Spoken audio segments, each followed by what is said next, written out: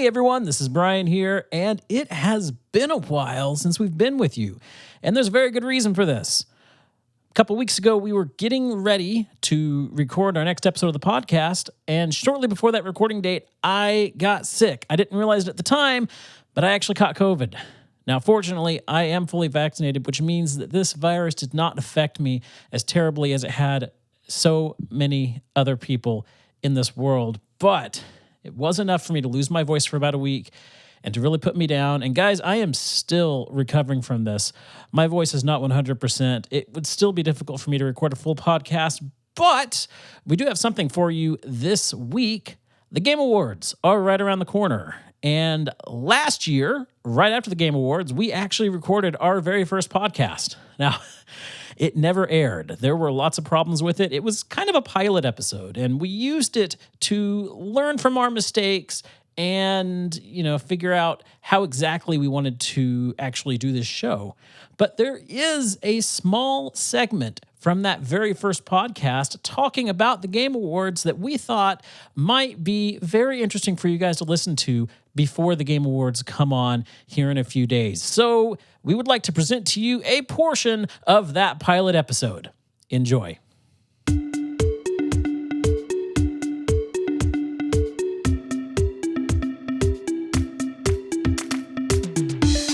Hey everybody, welcome to Insert Game here. My name is Brian. And I'm Madison. And I'm Jared. How's everybody doing today? So we were talking about what we could talk about in on our first episode. And right about then, all the advertisements started coming up for the Game Awards. And I was like, okay, we could talk about the Game Awards, sure. Yeah, so we decided we were going to talk about the Game Awards, which there are things that are definitely worth talking about there. Either it be good or Very aptly put. Like, I don't know why I feel like we should name this episode The Good, the Bad, and the Opinionated.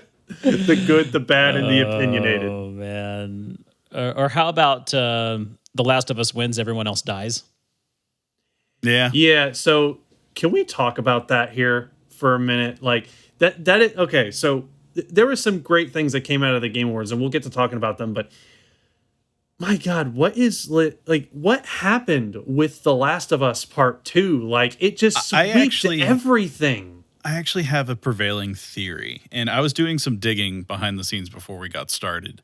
And one thing I was looking at, I actually have the Game Awards website pulled up, and I was looking at their voting jury.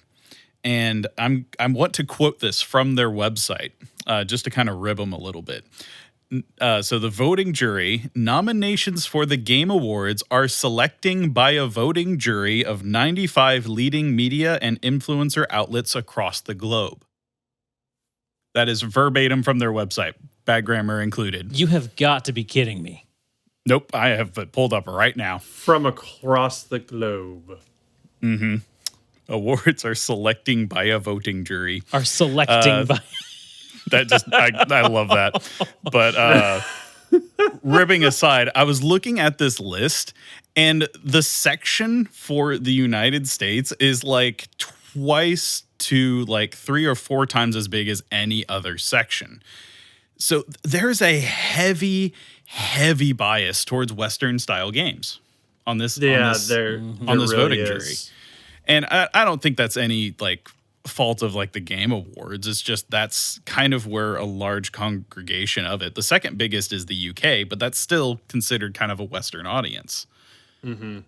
And I'm looking at this page right now. Let me read off to you some of the names on this voting jury. Mm-hmm. Ars Technica, Engadget, Game Radar, Game Informer, GameSpot, IGN, LA Times, Newsweek, Polygon, PC Gamer. I mean, these media outlets, it benefits them for The Last of Us to win as much as it does, because this has been the most talked about, the most anticipated. We'll call it the most anticipated game of the year. Yeah. Yeah. Now that is one award that Last of Us Part 2 wins, is the most anticipated game of the year. And so, of course, these guys want to really push this game out here. But this is also the most controversial game of the year. The people who played this game and loved it, genuinely loved it, thought it was amazing. There are people who were highly anticipating this game, played it, hated it, thought that the game took a terrible direction. It was a divisive game. And I do not think such a divisive game should win Game of the Year. Yeah, and it's not even just that it was divisive amongst the fan base. It was also divisive amongst critics. Even critics, like a lot of those same exact outlets that you were listing off, even they were mixed on the reception of The Last of Us Part 2. And yet, somehow, they still have a bias towards it because of just how highly anticipated it was. I mean, it's hard if to you wrap think my head about around. it, this is kind of my thought process on it is Hades. I that's the only game of the Game of the Year nominees I haven't played, and it came out this month. It didn't have enough time to even really establish itself as like. I honestly feel like games released in the last month or last 2 months of the year just don't get a fair shake. Did it? No, that's actually, I don't think that's actually true. I think Hades has been out for quite a while. It's been out for a while because Deku, a member of our stream communities, has been playing it for months. But you bring up a great point. The Game Awards is an award that's kind of modeled after your other entertainment awards like the Academy Awards, the Emmys, the Grammys, that all take place around February or March. Why do they take place in February or March? Because it takes into account all the games that happened the year before that. So December is that cutoff, and then in February or March, they have an awards ceremony. Why are we having an awards ceremony in December when the year isn't even finished yet? I do know that the Game Awards, as they currently are today, they stemmed from what the Game Awards used to be, which was the Spike TV Video Game Awards. That's where it stems from. Because we used to have the Spike TV Video Game Awards back in like the early 2000s to like the late 2000s. And it was hosted by Spike TV, and it wasn't really an awards show that was like taken super seriously. It was kind of like it was a Spike TV thing. It's a typical Spike TV program where, lots of celebrities talking about like all these big popular games like Madden and everything. I mean, I think the first Spike TV Game Awards actually gave Game of the Year to freaking Madden, which is weird. But the current Game Awards as they stand stems from that because one of the primary people behind the Spike TV ones was Jeff Keighley.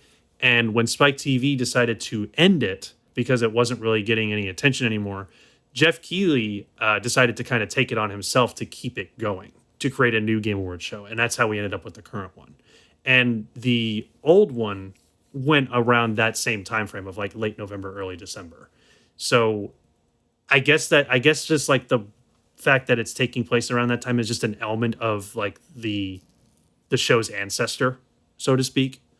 But then again, there could be another reason entirely. I think there is another reason. I can reason. see where you're coming from, and I'm going to take a more cynical approach to it of this is all marketing because it's the holiday season. This gives them a chance to announce games to get people hyped up for the upcoming year.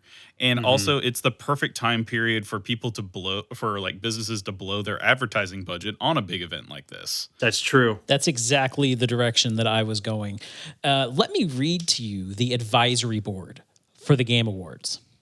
That advisory board consists of the president of Activision, the CEO of AMD, the chief studios officer of EA, Epic Games, the VP and GM of Google, the founder of Kojima Productions, which is Kojima himself, the EVP of Microsoft, the president of Nintendo of America, the co-chairman and co-founder of Riot Games, Rockstar Games, Sony Interactive, Valve, and the CEO of Ubisoft. That is the advisory board for the Game Awards. And guess which all of them benefit from video games and computer sales doing well. Yeah, and I was about to say, like, I do think that you guys are right in that being the deeper reason. That's the business decision. But there's other factors in there. But I was mainly saying, like, I think the fact that it stems from an old version of the show may have had something to do with it, but I think they may have just kept that element of it because it's good for marketing. Yeah. So the question I want to pose to you guys now is either A, how do we fix the Game Awards? Or B, how do we create something new that truly celebrates the things that gaming has done in the past year? Right, because if you look at like the voting jury and all that stuff, it's all people that are involved in media or influencers and that type of stuff. So these are like I don't necessarily want to say the upper echelon of like the gaming industry, but it's definitely people that are involved and are well connected. Mm-hmm. So I definitely think that there is a certain level of business that is involved in like the decision making of this. Yeah. And it's not necessarily an accurate representation of the will of the people, because if that was the case, then this would all be popular vote, which there's been problems with that in the past. Yeah, like the old version of the show, the Spike TV version, used to be purely popular vote as well, and that didn't really work out that well. Right. So in that regard, I view the Game Awards as the game industry, people who are involved in the business of making and selling games. This is them choosing the games that I think are the ones that they view deserve credit amongst themselves. Yeah, and you can kind of feel it throughout the entire show because the entire time I was watching the Game Awards, the entire thing felt like basically just one gigantic just commercial. Like that's what the whole thing felt like. It's because this is all run by businesses and it's all invested in and advertised by businesses. So, I mean, in that regard, it makes sense. And that's where I feel like there's a lot of people that do watch the Game Awards and they're thinking of it from the consumer perspective, when in actuality, a lot of these decisions aren't made from what most people would consider the gamer perspective. Yeah. So they're not doing this for the players. They're doing it more for themselves. Yeah, as they stand to benefit. It's like if a bunch of musicians got together and then decided to give Beethoven an award. It's like this is an honor among other people involved in the AAA business of creating video games. Right. It's kind of like when you are working a job and your company recognizes your accomplishments and gives you an award for it. Right. Yep. But now it's being friendly with people that you are technically competitors with. So I can appreciate that. I can appreciate the Game Awards being an industry driven award show, and the developers looking amongst themselves and appreciating what the other developers have done, and in no small part advertising their own work. The problem is it is put out there as a celebration of gaming, and I don't feel it is. Right. It's not marketed accurately for how these decisions are made. Exactly. Yep. They market it as a celebration of games to kind of get that the attention of the viewers of just like, yay, it makes people want to watch the show, Yeah. But because if they marketed it as a corporate, I scratch your back, I scratch, you scratch mine, nobody's going to want to watch it. Yeah, exactly. They market it as a celebration of gaming because if they don't do it that way, nobody's going to watch. It's just as you said.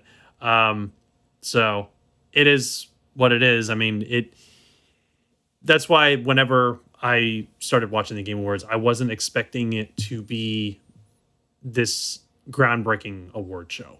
Yeah. So for me, I feel like the best way to maybe remedy to this, maybe this isn't the best way to handle this, is each category has two winners. One is the industry choice done by their jury or their influencers and however they've got that set up. And then you also have a popular vote amongst the gamers and the consumers and that level of the industry. So then that way we can see both sides of that being reflected in the same event. Yeah, but then you're getting all complex and convoluted, and you're like, well, who really is the best? What is the game of the year really? And what they want it to be is they they want the award to be kind of this like there can only be one kind of thing, because Right. that when the game wins that award, that game specifically is being celebrated.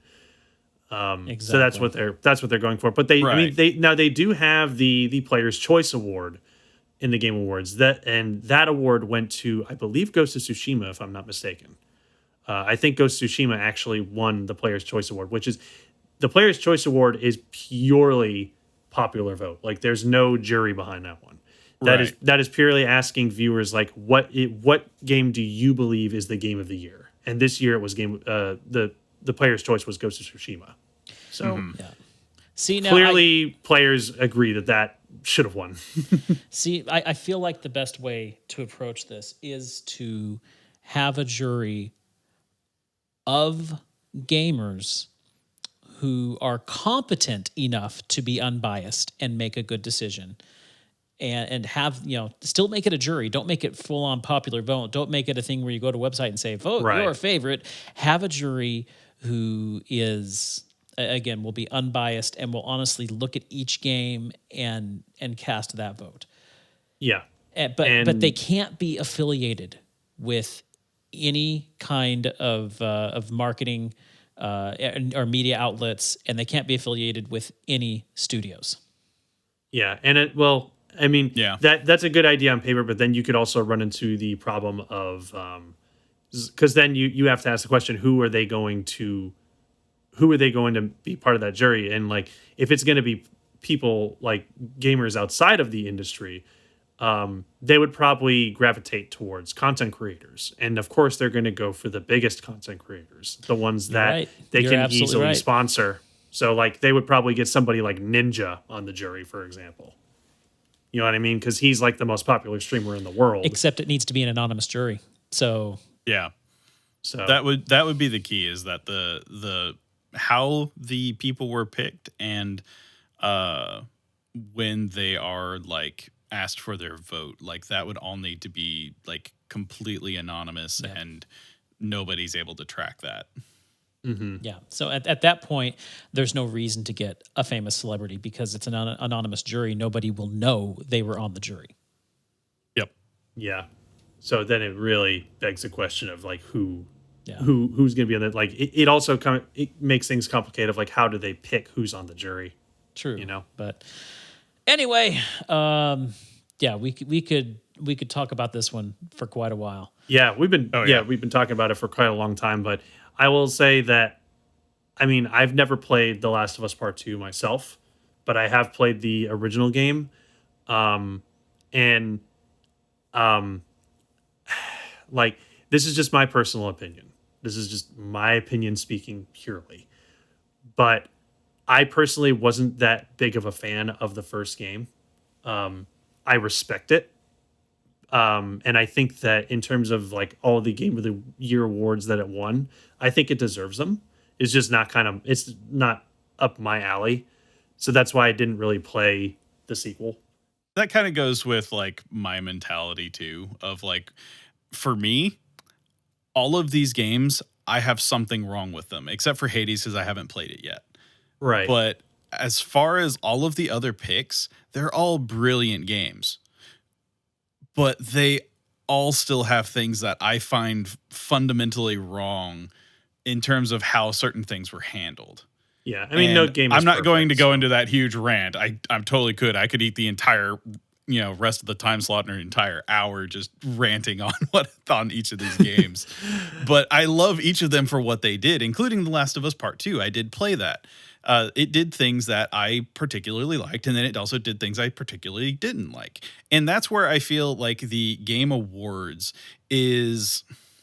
it's kind of hard to justify that we are picking a de facto best, because a lot of gaming is a very personal thing of like what we think is good and bad. Because like for me, I would 100% say Doom Eternal Game of the Year, rip and tear, unapologetically. But that's because I am heavily biased towards id Software because I love their games.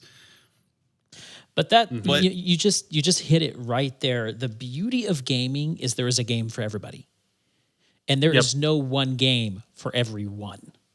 Yeah, and you can say that about a lot of industries too, like even Mhm. film. Like that, this is also one of the reasons why I don't really watch the Academy Awards. It's just I'm just kind of like, I'm sure like I'm just like, oh, the Academy Awards, they're probably going to give the Film of the Year award to a film that I just don't care about. Like, Yep. and it's not that I'm discrediting the work of the people behind things like The Last of Us Part Two. Like I'm sure that the developers worked their ever loving butts off Oh, to absolutely. to to make that game a reality. Like no questions about it. I am not discrediting their work. It's just not my kind of game. So obviously I do have a bit of a bias against Last of Us Part 2 because of that. But that's like my primary thing about why I kind of question Last of Us Part 2 winning so many awards is the fact that it was so divisive. Yeah. Um And that's what it And comes this down is to. where Love it or hate it, it was divisive. Right. And exactly. that's where I feel like it checked the most boxes in terms of widespread business appeal. And that's why it won so many categories because the Mhm. jury is all of these business outlet and media influencers. Yeah. So it's ultimately comes down to it won because of influence and because it benefits the people who have that influence Yep. in a lot of ways. So there's a lot of bias there because of that. So it is a shame that you know it is a shame that such a divisive game still ended up getting Game of the Year. And again, I'm not discrediting the developers' work, but it was divisive. Yeah. Whereas there were other games that were nominated that were basically universally praised. Well, The Last of Us Part 2, it had its problems. The Game Awards Mhm. certainly has its problems. But here's the beautiful thing: you don't have to listen to it. All you have to do is sit down and play your favorite game. Play what you want. Exactly. Don't listen Yep, to what media is telling you to play. You play what you want to play. Sit down and yep, have some fun. That's all I got to say. exactly. Yep, exactly. I mean, Breath of the Wild won Game of the Year in 2017, and there's a lot of people out there who think that game is extremely overrated. And you know what? That's fine. I respect their opinion. I just Yep. I feel like I need like a top hat and monocle, and it's just like you vote with your dollars by buying video games. But Harry, yes. that's kind of what it is. Support your favorite developers, and then Yep. Yeah. they will be able to continue making games that you enjoy because you now trust them to make games that you enjoy. Yep. Now Yep. I will say there it is really nice whenever you get to see a developer who developed a game that you truly love be commemorated for their efforts. I mean, when Breath of the Wild won Game of the Year in 2017, and I saw Eiji Aonuma, the producer of the series, up on the stage accepting the award, like you could tell that that award meant a lot to him. Yeah. Like just the way he was acting, the way he was speaking, and I was just sitting there like I felt really happy for him because like it was the first time, at least as far as I can see, it's the first time I've seen Eiji Aonuma get like that much commemoration like on a stage like that for the things that he does. Yeah, and now that I think about it, a lot of the times these awards are actually going to the developers, like the development team, not actually like the marketing team or the people that make all the Mhm. business decisions. Mhm. So that's another aspect I hadn't actually considered until now, Hmm. that a lot of this might actually be the business industry celebrating the developers, the guys behind the scenes actually making the games and not necessarily marketing and pushing the games. Yep. So that there is some truth to them saying that they're celebrating um, the video game industry, but there's obviously a very clear like we stand to benefit from this because of marketing aspect of it. So, but I It think is a it's business. yeah, it's a business at the end of the day. But I do think that I gotta I'll give the Game Awards credit for you know what they do they are actually celebrating the work of actual developers and they're giving developers that moment of standing on a stage in front of a crowd of people and being celebrated for the work that they did. And you know what? I mean, yeah, Game Awards, they might be a business and a marketing thing that is mostly about making money for a lot of executives, but you know what? I can at least give them credit for at least, still offering that form of celebration for developers because they work hard. They work harder yeah. than I probably ever will in my life. So, I mean, I'll give them that. And there you have it. I do hope you enjoyed that little snippet. I know that this makes it a bit of a shorter episode, but there was a lot that was cut out that is no longer relevant today. But I just wanted to share that little conversation that we had about the Game Awards, the voting jury, the advisory board. Very, very interesting things to think about. Anyway, you guys enjoy the Game Awards or don't. As I said last year, and the end of the day, you go out there and you play the games that you want to play, regardless of what you guys like, regardless of what you enjoy. We're going to be back here in about a week or two, shortly after the Game Awards, to talk about our thoughts, not only on the Game Awards, but the games that we really feel deserve recognition from 2021. So you guys have a great couple weeks, and we'll see you later.